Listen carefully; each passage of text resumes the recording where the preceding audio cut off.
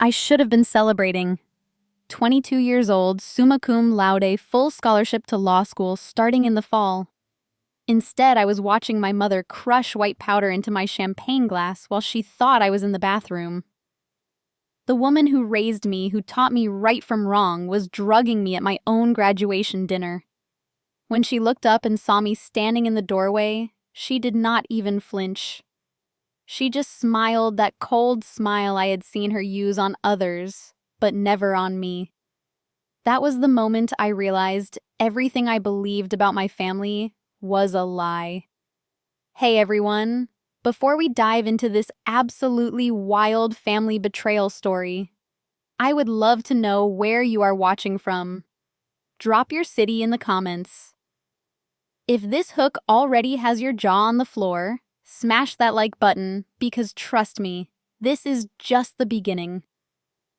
Make sure to subscribe and hit the bell icon because what happens next will completely change how you think about family loyalty forever. The truth behind why my own mother tried to drug me will shock you to your core. My name is Serafina, and I had always been the golden child. Perfect grades, perfect behavior, perfect daughter. My parents, David and Margaret, owned a successful chain of boutique hotels across California. My younger brother, Tyler, was the family disappointment. Dropped out of college, multiple arrests for petty theft, constantly asking for money. But I was different. I was going to be the lawyer who would help expand the family business empire. The graduation dinner was held at the most expensive restaurant in town. Extended family flew in from across the country. Aunts, uncles, cousins, everyone wanted to celebrate Serafina, the success story.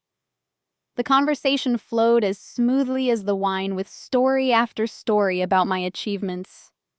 My acceptance to Stanford Law was the crown jewel everyone kept mentioning. During the appetizer course, my father stood up to make a toast. He spoke about legacy, about how proud he was that I would be carrying on the family tradition of excellence. My mother dabbed her eyes with her napkin, playing the emotional mother perfectly. Tyler sat quietly in the corner, barely acknowledged by anyone, except when someone made passive-aggressive comments about his life choices.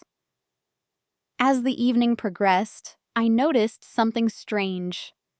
My parents kept checking their phones, exchanging meaningful glances, and whispering to each other when they thought no one was looking. My Aunt Patricia, my father's sister who handled the hotel finances, seemed unusually nervous. She kept dropping her silverware and excusing herself to make phone calls. When I excused myself to use the restroom, I decided to take the long way back to see if I could figure out what had everyone so on edge. That was when I saw it through the reflection in the restaurant window. My mother, the woman who had never even given me aspirin without explaining exactly what it was for carefully crushing white tablets into my champagne glass. I stood frozen, watching her work with the precision of someone who had done this before. She glanced around to make sure no one was watching, then stirred my drink with a knife from the table setting. The powder dissolved completely, leaving no trace except for my horrified realization that my own mother was drugging me. When she looked up and saw me standing there, her face did not show guilt or panic. Instead, she smiled that calculated smile I had seen her use during business negotiations. She calmly set down the knife and waited for me to return to the table as if nothing had happened. I walked back slowly, my mind racing. Why would she drug me? What was in those tablets? Was this connected to all the strange behavior and phone calls? I sat down and stared at my champagne glass, the bubbles still rising innocently to the surface. "Everything all right, sweetheart?" my father asked, though his eyes seemed to be studying my reaction rather than showing genuine concern. "Perfect," I replied, picking up my glass but not drinking. Just thinking about how grateful I am for such a loving family. The irony was not lost on me. Here I was, about to start law school, and I was gathering evidence of a potential crime being committed by my own mother. I discreetly took photos of my drink with my phone, then excused myself again to pour the champagne into a water bottle I had in my purse. When I returned, my mother immediately noticed my empty glass. "Oh, honey, you finished your champagne. Let me get you another." "No, thank you, Mom. I want to stay sharp for all the family photos later." Her smile faltered for just a moment. That tiny crack in her facade told me everything I needed to know. This was not a mistake or a misunderstanding. This was deliberate, and whatever they had planned required me to be unconscious or incapacitated. As the dinner continued, I started paying attention to conversations I had previously tuned out. My Uncle Robert mentioned something about finalizing everything before the deadline. Aunt Patricia kept checking her watch and looking anxious. My parents were being overly attentive, constantly asking if I felt tired or if I wanted to go home early. By the time dessert arrived, I realized I was not just witnessing suspicious behavior. I was watching my family orchestrate something that required my cooperation. Cooperation they had planned to obtain through chemical means. The question was no longer what they were hiding from me. The question was what they needed me unconscious to accomplish. The graduation dinner that should have been the proudest moment of my life had become the moment I discovered that the people I trusted most in the world were willing to drug me to achieve their goals. As I sat there pretending to enjoy my cake while my family plotted around me, I knew that everything was about to change. Whatever they had planned for that night, they were going to be very disappointed when their perfect daughter remained perfectly conscious to witness it all. I decided to play along with whatever game my family was running. After dinner, as we all headed back to my parents' house for what they called a family celebration, I pretended to feel drowsy. "Mom, I feel so tired all of a sudden," I said, leaning against her in the car. "Maybe it's just the excitement of the day catching up with me." "Of course, darling," she replied, stroking my hair with false tenderness. "Why don't you rest when we get home? We can continue celebrating tomorrow." But I had no intention of resting. Instead, I excused myself to my childhood bedroom and called my boyfriend Marcus, who was studying computer forensics. I explained the situation and asked him to come over discreetly to help me figure out what was happening. While waiting for Marcus, I searched my room for any clues about my family's strange behavior. In my desk drawer, I found documents I had never seen before. Legal papers with my signature forged on them, property deeds, business contracts, and most shocking of all, papers that transferred my trust fund inheritance to Tyler. My hands shook as I photographed each document. These forgeries were sophisticated, clearly done by someone with access to professional resources. The dates on the contracts showed they had been planning this for months, maybe years. Marcus arrived through my bedroom window just as I heard my parents talking in hushed tones downstairs. He immediately got to work analyzing the substance from my champagne glass while I showed him the forged documents. "Serafina, this is Rohypnol," he whispered, showing me the test results on his portable kit. "Date rape drug. It would have knocked you out for hours and caused memory loss." The pieces started falling into place with horrifying clarity. They needed me unconscious so they could use my fingerprints and signatures while I was incapacitated. With my trust fund transferred to Tyler and various business contracts signed in my name, they could steal my inheritance and saddle me with debts I never agreed to. "There's more?" Marcus said, pulling up financial records on his laptop. "I've been tracking some irregularities in your father's business accounts. It looks like the hotel chain is in serious financial trouble. They've been using client escrow accounts to cover operating expenses." Embezzlement. My father was not just stealing from me, he was stealing from his business clients. The graduation dinner drug plan was not just about my inheritance. It was about covering up a much larger financial crime by making me an unwitting accomplice. We heard footsteps on the stairs. Marcus quickly hid in my closet while I pretended to be passed out on my bed. My mother entered quietly, followed by Tyler and Aunt Patricia. "Is she out?" Tyler asked.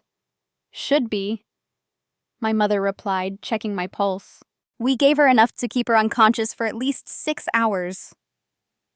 Aunt Patricia opened a briefcase filled with legal documents. "I've prepared everything.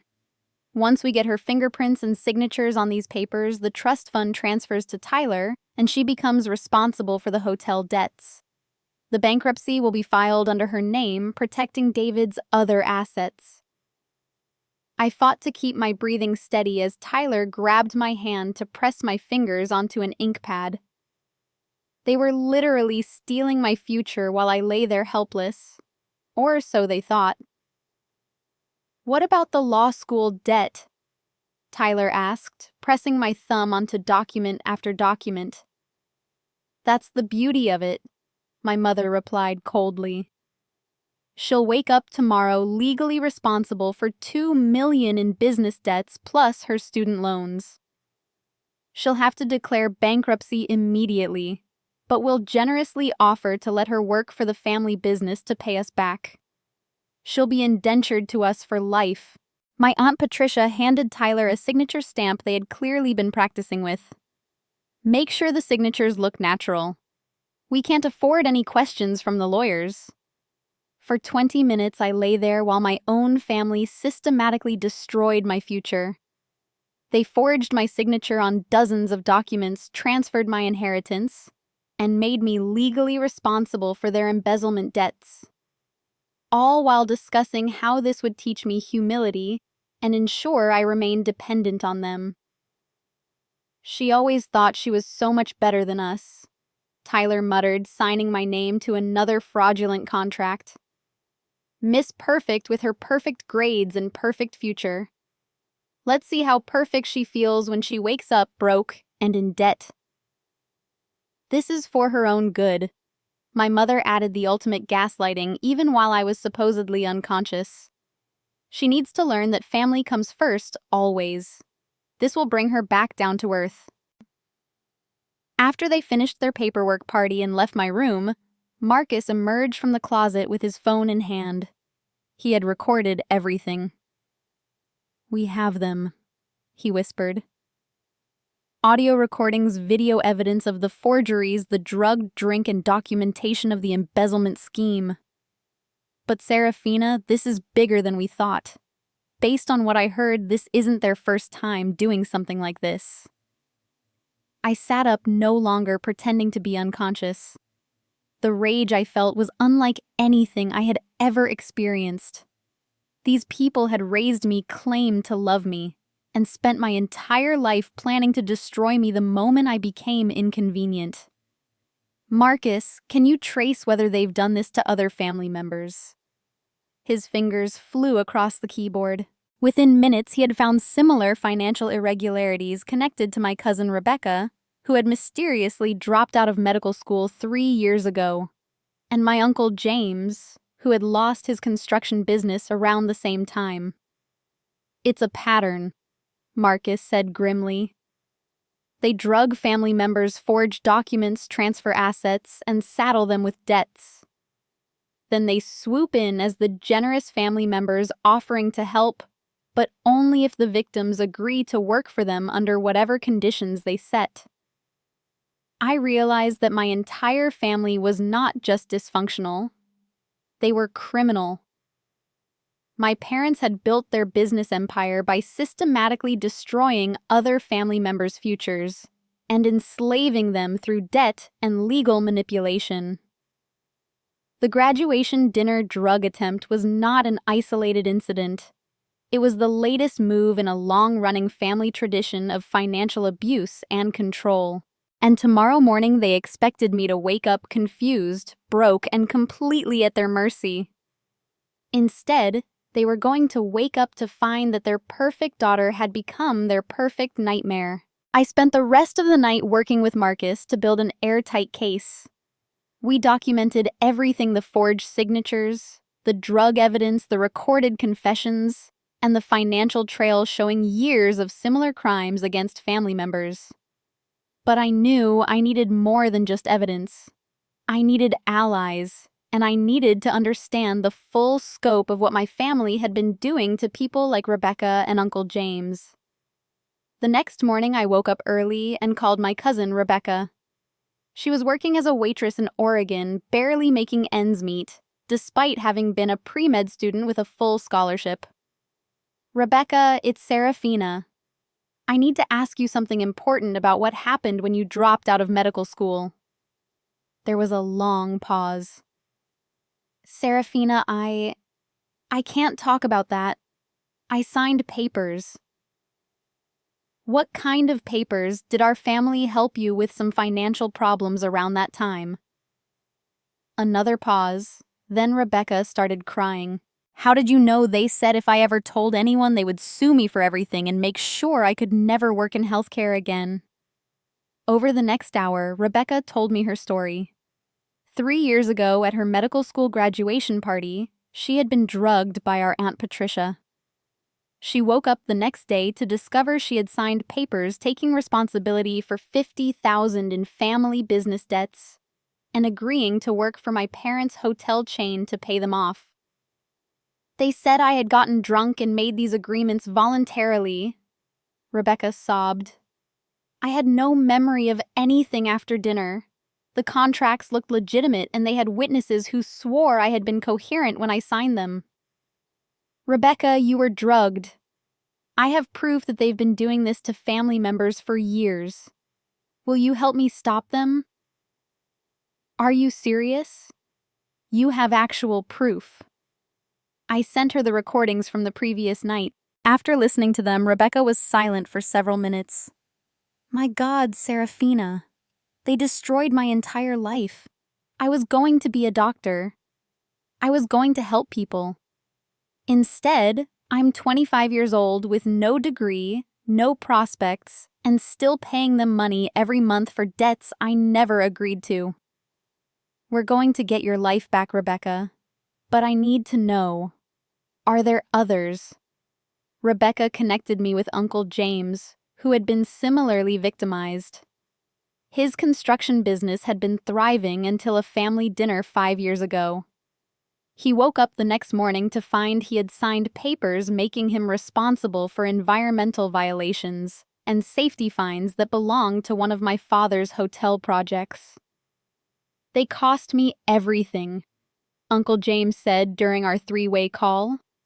"My business, my reputation, my marriage. I've been working construction jobs for other people ever since sending them money every month to avoid being sued." As the day progressed, I realized we were dealing with a sophisticated criminal enterprise disguised as a family business. My parents had been systematically identifying successful family members, drugging them at family gatherings, and using forged documents to transfer their assets while saddling them with fabricated debts. Marcus helped me set up secure communication channels with Rebecca and Uncle James. We began planning our counterattack, but we needed more evidence and we needed to move carefully. My parents still thought their plan had worked perfectly. I decided to play the confused victim while gathering more information. When my parents came to check on me that afternoon, I pretended to be groggy and disoriented. "Mom, I feel so weird. Did something happen last night? I remember dinner, but everything after that is fuzzy." My mother's eyes lit up with satisfaction. "Oh, sweetheart, you had a little too much champagne with dinner. You were so tired when we got home that you went straight to bed. Don't worry about it. Graduation celebrations can be overwhelming."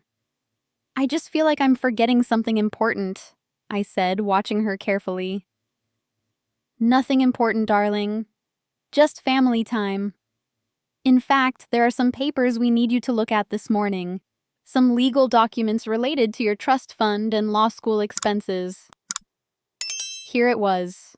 The moment they would present me with the forged documents and gaslighting me into believing I had signed them willingly. I played along, perfectly acting confused but compliant. Tyler joined us in the living room carrying the briefcase of fraudulent papers. "Hey, sis, feeling better? You were pretty out of it last night." "I guess so. Mom says there are some papers I need to look at." My father appeared with coffee and what he described as headache medicine. Probably more drugs to keep me compliant. I palmed the pills instead of swallowing them. "Serafina, these are some financial documents that need your signature," my father said, spreading papers across the coffee table. "Standard stuff for your trust fund and law school arrangements." I picked up the papers and pretended to read them carefully, though I was actually photographing each page with my phone. The documents were the same ones I had watched them forge with my fingerprints and signatures the night before. "I don't remember discussing any of this," I said, playing confused. "You were very tired last night, but we talked it all through," my mother assured me. "You agreed that this arrangement would be best for everyone. Tyler will help manage your trust fund, and the hotel business will take care of your law school debts. But according to this, I'm responsible for $2 million in business loans." "That's how trust funds work, sweetheart. There are always responsibilities that come with family wealth." The gaslighting was masterful. If I had actually been drugged and confused, I might have believed their version of events. They had clearly perfected this technique through years of practice on other family members. I signed the papers with my real signature, knowing that the handwriting analysis would later prove the previous signatures were forged. Each document I signed was another piece of evidence in my growing case against them. Over the following week, I continued playing the role of the confused but compliant daughter while secretly building my alliance with Rebecca, Uncle James, and Marcus. We discovered that at least 7 family members had been victimized over the past decade, with my parents stealing over $3 million in assets and creating false debts totaling nearly $5 million. Rebecca had been working on her own investigation and managed to contact 2 more victims, my cousin David from the East Coast and my aunt Sarah from Texas. Both had similar stories of being drugged at family gatherings and waking up financially ruined. "We have enough people for a class action lawsuit," Marcus told our growing group during a secure video call. "But more importantly, we have enough evidence for federal charges. Mail fraud, wire fraud, conspiracy, drug trafficking. Your parents are looking at serious prison time." Uncle James had been collecting evidence for years, hoping to eventually get his life back. "I've documented every payment I've made to them, every threat they've made, every lie they've told. Combined with what Serafina recorded, we have them dead to rights." But as we planned our move, Rebecca made a discovery that changed everything. "Guys, I've been looking at the business records Marcus hacked. I think there's someone else involved, someone we haven't identified yet. The money trail shows payments going to an account that doesn't belong to your parents or any known family member." The conspiracy was bigger than we thought. Someone else was involved in the family financial crimes, someone who had been hidden from view until now. And that someone was about to become our biggest problem. The mystery account led us to a shocking discovery. Marcus traced the payments to someone we had trusted completely. My boyfriend Marcus himself. As I stared at the financial records on his laptop screen showing regular deposits from my parents' accounts into his personal bank account, my world collapsed for the second time in a week. "Marcus, what is this?" I asked, my voice barely a whisper. He closed the laptop quickly, but it was too late. The evidence was clear. He had been receiving payments from my parents for months, long before the graduation dinner incident. Serafina, I can explain, he said, but his voice had changed. Gone was the supportive boyfriend who had helped me uncover the truth. In his place was a stranger who had been playing a role. You've been working with them this whole time, I said, backing away from him. Everything you've helped me discover, everything we've planned. You've been reporting it all back to them. Marcus stood up slowly, his entire demeanor shifting from helpful ally to calculated predator. Your parents hired me 6 months ago to get close to you. They needed someone who could monitor your activities and provide technical support when it came time to execute their plan. The betrayal cut deeper than anything my family had done. My parents were criminals, but at least their motivations were clear: greed and control. Marcus had pretended to love me while orchestrating my destruction. The drug analysis, the recordings, the evidence we gathered, it was all fake, I asked. Oh no, that was all real, Marcus replied with a cold smile. Your parents really did drug you, and they really are running a family financial crime operation. But they needed someone on the inside to make sure you reacted exactly the way they wanted you to. My mind raced as I processed the implications. The other victims, Rebecca, Uncle James, are they real? Rebecca is real, but she's not a victim. She's been working with your parents for 3 years, helping them identify and target other family members. Uncle James is real too, but he's not innocent either. He's been laundering money through his construction business. The room spun around me as I realized the full scope of the conspiracy. My entire family wasn't just criminal. They were a sophisticated criminal organization that had been playing an elaborate long game to control me completely. Why? I asked. Why go through all this trouble just to steal my trust fund? Marcus laughed a sound that chilled me to the bone. Your trust fund. Serafina, your trust fund is worth $2 million. This operation has generated over $20 million in the past 5 years. You're not the victim here. You're the recruitment test. What do you mean? Your parents have been running financial crimes against wealthy families across California. They needed to know if you had the intelligence and moral flexibility to join the family business. The graduation dinner was never about stealing from you. It was about seeing if you would figure out what was happening and how you would react. I felt sick as the truth sank in. This was all a test. And you passed with flying colors, Marcus continued. You gathered evidence, methodically built alliances strategically, and showed you could lie convincingly to your own family. Your parents are impressed. They want to offer you a partnership. You're insane if you think I would ever work with criminals. Criminals? Marcus laughed again.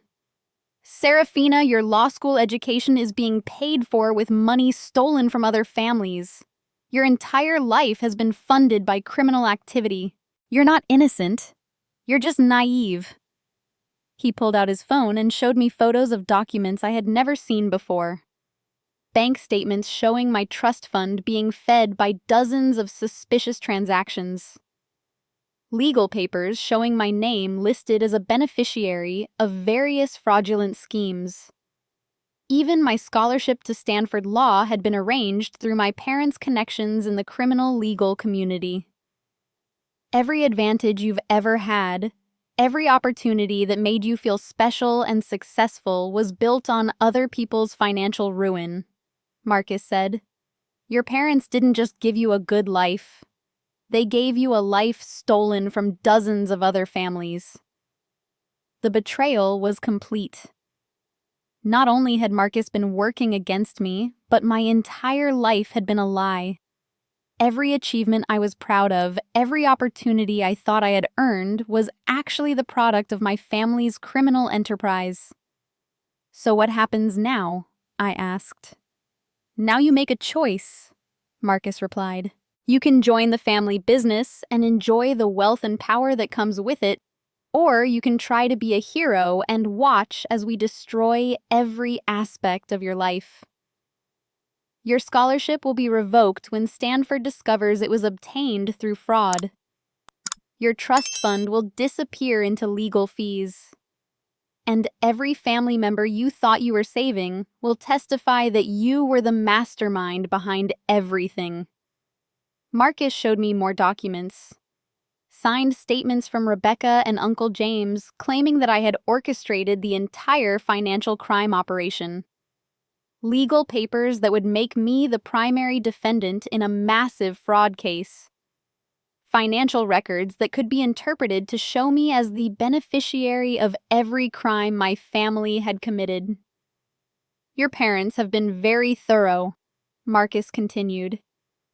If you don't cooperate, you'll spend the next 20 years in federal prison for crimes you didn't commit, but can't prove you didn't commit. I realized I was trapped. My family had spent years building a cage around me, and Marcus had helped them close the door. Every piece of evidence I thought I was gathering to expose them could be turned around to frame me instead. How long do I have to decide? I asked. Your parents are expecting an answer tonight. There's a family meeting at 8 o'clock to discuss your future with the organization. As Marcus left my room, I sat on my bed trying to process everything that had happened. In the span of a week, I had discovered that my family were criminals. My boyfriend was a traitor. My entire life was built on fraud, and I was being blackmailed into joining a criminal enterprise or facing decades in prison. But Marcus had made one crucial mistake. In his arrogance, he had assumed that I would be defeated by the revelation of how thoroughly I had been manipulated. Instead, I was furious. And fury, I was about to discover, was a much more powerful motivator than fear. If my family wanted to play games with evidence and legal manipulation, they were about to learn that they had taught their lessons too well. I was about to show them what a summa cum laude pre-law student could do when she stopped playing by their rules and started playing to win. After Marcus left, I sat in my room for exactly 10 minutes feeling sorry for myself. Then I got angry, and when I get angry, I get strategic. If my family had spent years building a case against me, I was going to spend the next few hours building a case that would destroy them all. The first thing I did was call the one person Marcus and my family had never mentioned, my grandmother Eleanor.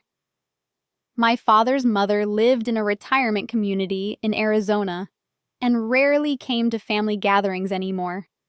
She was also a retired federal prosecutor who had spent 30 years putting white-collar criminals in prison.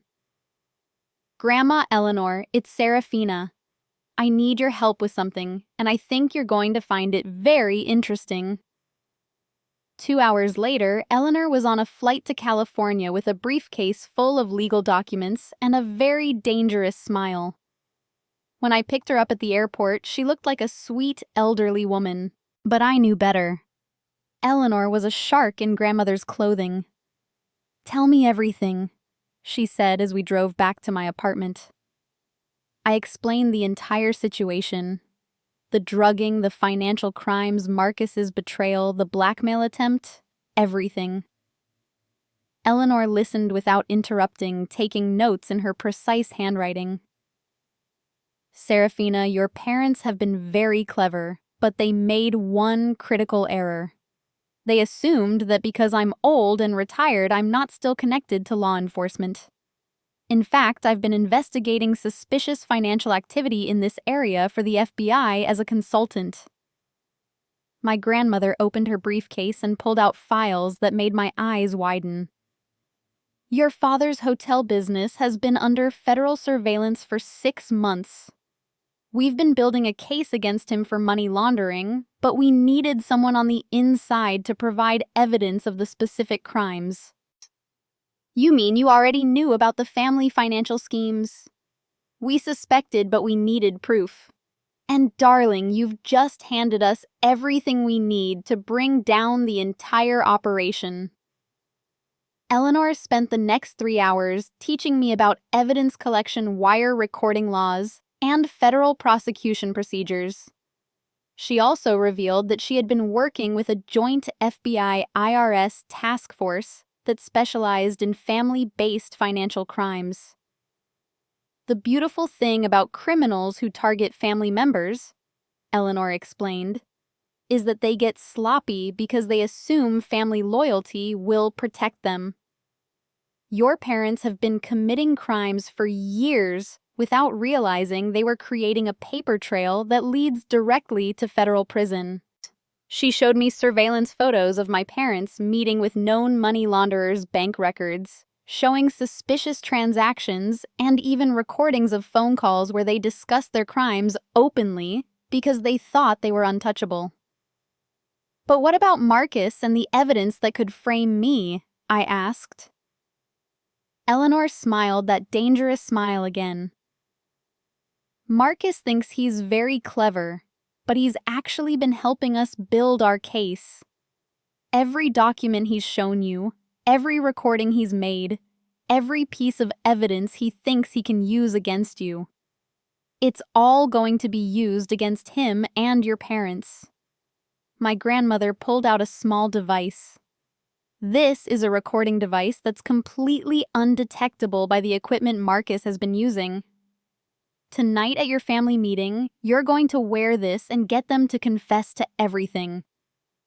But they're expecting me to agree to join their criminal enterprise. Oh, you are going to agree, Eleanor said with a gleam in her eye. You're going to be so enthusiastic about becoming a criminal that they're going to tell you things they've never told anyone else. And every word is going to be recorded by the FBI. Eleanor contacted her FBI handler, Agent Sarah Martinez, who explained the rest of the plan. The task force had been waiting for an opportunity to get someone inside the criminal organization, and my situation was perfect. We'll have surveillance teams positioned around your parents' house, Agent Martinez explained. You'll go to the meeting, agree to everything they propose, and get them to explain their entire operation. Once we have their confessions on tape, we'll move in and arrest everyone simultaneously. What about the evidence Marcus has that could frame me? Marcus doesn't realize it, but we've been monitoring his communications for weeks. Every document he's shown you has been photographed by our surveillance team. We know exactly what evidence he has. And more importantly, we know that most of it was created after the crimes were committed, which proves it's fabricated. Agent Martinez showed me forensic analysis reports that would prove the documents against me were forged. Bank records showing the timing of when various pieces of evidence were created. Even GPS data from Marcus's phone showing he was in specific locations when he was supposedly helping me gather evidence against my family.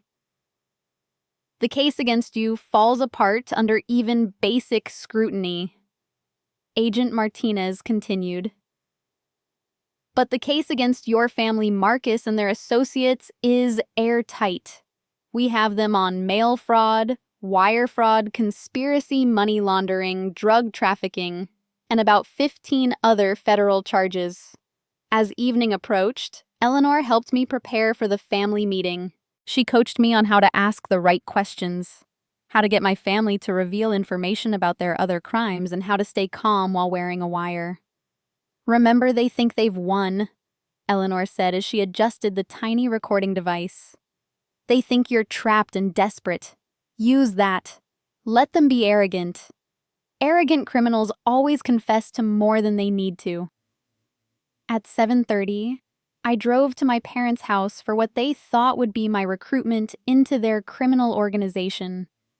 Instead, it was going to be the meeting that sent them all to federal prison.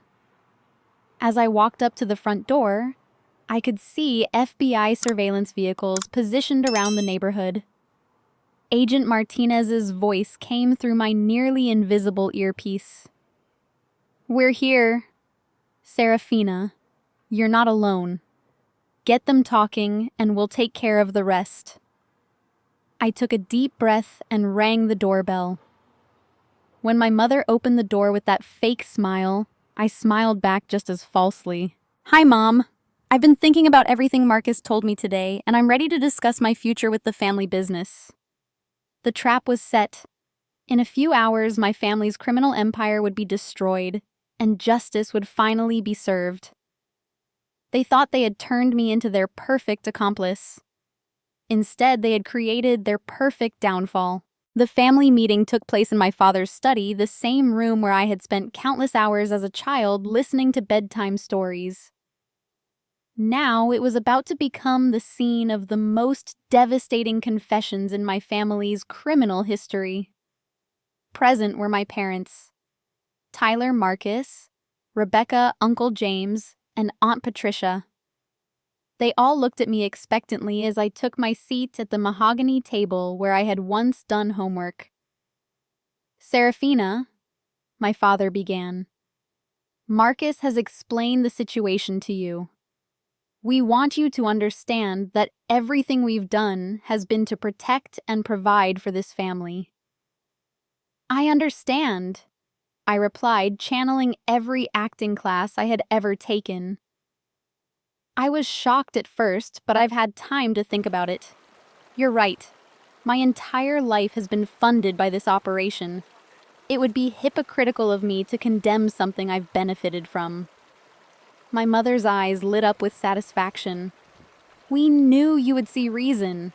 You're too intelligent not to understand the reality of the situation. I do have some questions, though, I said, remembering Eleanor's coaching. If I'm going to be part of this, I need to understand how everything works. For the next hour, my family laid out their entire criminal enterprise in excruciating detail. They explained how they had been targeting wealthy families for over a decade, using a combination of drugging, document forgery, and financial manipulation to steal assets and create false debts.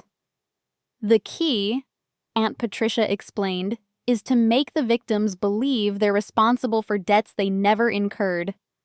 Once they're trapped in the legal system, they'll agree to almost anything to avoid bankruptcy and criminal charges. Uncle James described how he laundered money through fake construction projects. Rebecca detailed how she infiltrated social circles to identify potential targets. Tyler bragged about his role in intimidating victims who tried to fight back. What about the other families you've targeted? I asked. How many people have been affected? My father pulled out a ledger that made my blood run cold.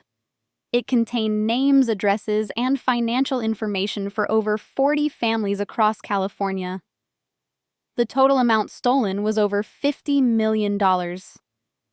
Each family operation takes about 2 years to complete, my father explained proudly. We identify wealthy targets, Marcus infiltrates their social circle, and we execute the plan during a major family gathering. Graduations, weddings, anniversaries. Times when people are emotional and less likely to question family behavior. Marcus leaned forward with a smug expression. The beauty of the system is that we turn the victims into accomplices. Once they realize their entire life is built on criminal activity, they have no choice but to join us or face destruction. How did you get away with it for so long? I asked. Law enforcement focuses on stranger-to-stranger crimes, my mother replied. They rarely investigate financial crimes within families because they assume family members wouldn't systematically destroy each other. Rebecca laughed. Plus, most of our victims are too ashamed to report it. Who wants to admit they were drugged and robbed by their own relatives? As they continued describing their crimes, I realized the scope of destruction they had caused. Dozens of families destroyed hundreds of lives, ruined dreams, crushed futures stolen, all so my family could maintain their wealthy lifestyle. So what's my role going to be? I asked. You'll be perfect for the legal side, my father said. With your law degree, you can help us create more sophisticated financial instruments and provide legal cover for our operations. At exactly 9:15, Agent Martinez's voice came through my earpiece. We have everything we need. FBI. This is a raid. The front door exploded inward as federal agents swarmed into the house. My family's faces went from satisfaction to terror in seconds as they realized they had been completely set up. FBI. Everyone on the ground now. Marcus lunged for his laptop, probably trying to delete evidence, but Agent Martinez tackled him before he could reach it. Tyler tried to run for the back door, but was immediately apprehended by waiting agents. Serafina, what have you done?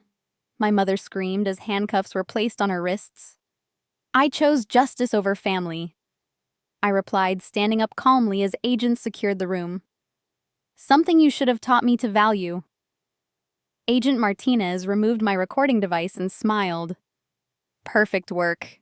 We got confessions to every major crime they've committed over the past decade. As my family was led away in handcuffs, each of them reacted differently.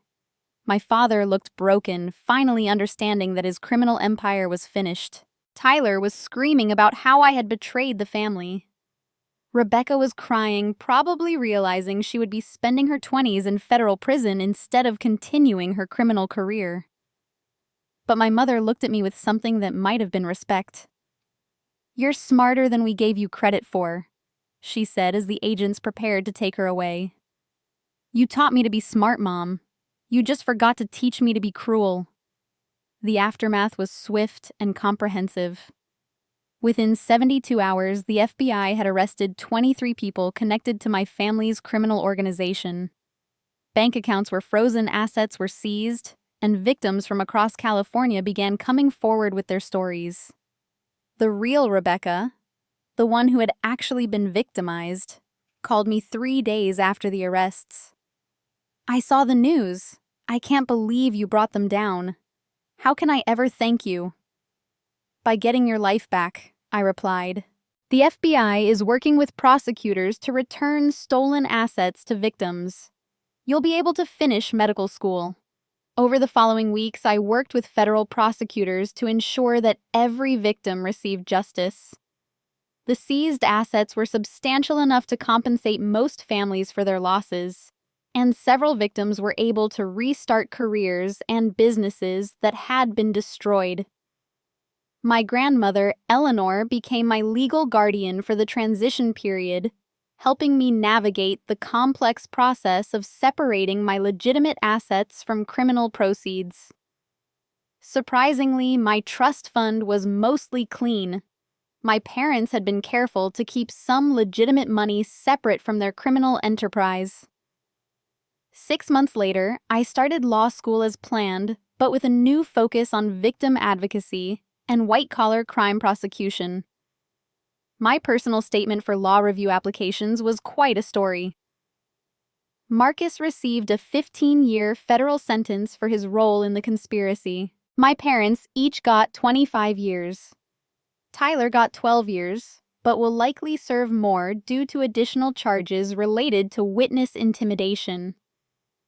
The family I had grown up with was gone, but I discovered something better. A chosen family of people who actually cared about me. Agent Martinez became a mentor who taught me about law enforcement. Eleanor and I grew closer than we had ever been, bonding over our shared commitment to justice. Most importantly, I connected with other victims of family financial abuse and helped start a support group for people recovering from similar crimes. We called ourselves Chosen Family and focused on helping each other rebuild our lives after familial betrayal. The graduation dinner that was supposed to be the beginning of my professional life turned out to be exactly that, just not in the way my parents had planned. Instead of becoming a criminal lawyer, helping wealthy clients evade justice, I became a prosecutor dedicated to ensuring that people like my family face the consequences of their actions. As I write this story, it has been 2 years since that night. My parents are serving their sentences in different federal prisons. Tyler is in a minimum security facility, probably planning his next scheme. Marcus is in protective custody after other inmates learned about his role in targeting families with children. And me, I am a third-year law student with a perfect GPA, a summer internship with the FBI's Financial Crimes Unit, and a chosen family of people who love and support each other without conditions or hidden agendas. Sometimes people ask me if I miss my biological family or regret turning them in. The answer is simple. I miss the family I thought I had, but I do not regret destroying the family they actually were. Justice served is always better than injustice tolerated. The most important lesson I learned is that blood does not make family. Loyalty, honesty, and genuine love make family. And sometimes the bravest thing you can do is choose your own family when the one you were born into chooses crime over character. Speaking of family choices, I want to hear from you in the comments. Have you ever had to choose between family loyalty and doing the right thing? How do you balance love for family members with accountability for their actions? Share your thoughts below. Your experiences might help someone else facing a similar situation. If this story of family justice and karma inspired you, please hit that like button and subscribe for more real-life drama stories. Share this video with anyone who needs to hear that it is possible to break free from toxic family patterns and build something better. Thank you for listening to my story and for being part of my chosen family here on this channel. Remember that no matter what family you were born into, you always have the power to choose who you become and who you surround yourself with. Sometimes the greatest act of love is holding people accountable for their actions, even when those people are family. Until next time, keep choosing justice. Keep building your own family of people who truly care about you. And remember that karma always finds a way to balance the scales.